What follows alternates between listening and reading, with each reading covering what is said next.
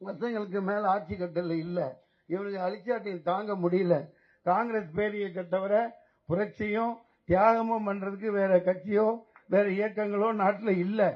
நான் அவங்க கூட சேர்ந்துக்கிறேன். எல்லாரும் சேருவாங்க. தமிழ்நாடு முழுக்க திமுக இதற்கு திராவிட முன்னேற்ற கழக அரசு நிச்சயமா ஒத்துழைக்கும். இந்த மிதவாத போராட்டங்கள்னால ஒண்ணும் நடக்காது.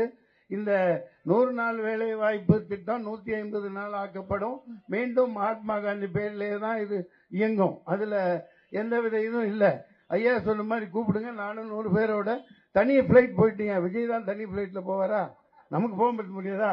போடுப்பா 4 சார்ட்டர் பிளைட் அனுப்பிடான்னு அனுப்பிச்சு போறான். வந்து எல்லாருமே பிளைட்ல போவோம்.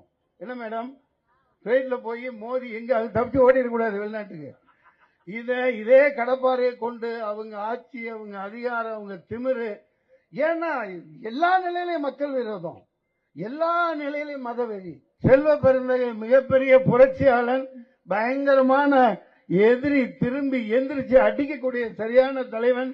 இந்த நெருப்பு பத்திக்கணும். இந்த மோடி ஆட்சிய, இந்த அமித்ஷா ஆட்சிய, வில்லத்தன சினிமாவில் பண்றதெல்லாம் ஒண்ணுமே இல்லை. இப்ப இந்த படத்தை வச்சு பண்ணிட்டு இருக்கிறதெல்லாம் அரசியலுக்குள்ள ஒரே கல்லுல 5 மாங்க அடிச்சுட்டு இருக்காங்க. அந்த மாதிரி போய்கிட்டு இருக்குது. இப்ப கடைசியா இருந்தது இந்த சென்சார் துறை. அதையும் அவன் சோழனா பேர்ல தூக்கி போட்டுக்கிட்டான். ஒண்ணுமே இருக்காது. கடைசி நாயர் கடை பொட்டி கடை வரைக்கும் வந்துருவாங்க. எல்லாத்தையும் அவங்க ஆளா மாத்திட்டு இருப்பாங்க. நீங்க தூங்கிட்டு இருக்காங்க, தூங்கிக்கிட்டு இருக்காதீங்க. இன்று எக்மோர்ல ராஜரத்ன ஸ்டேடியத்திலிருந்து கிளம்புது.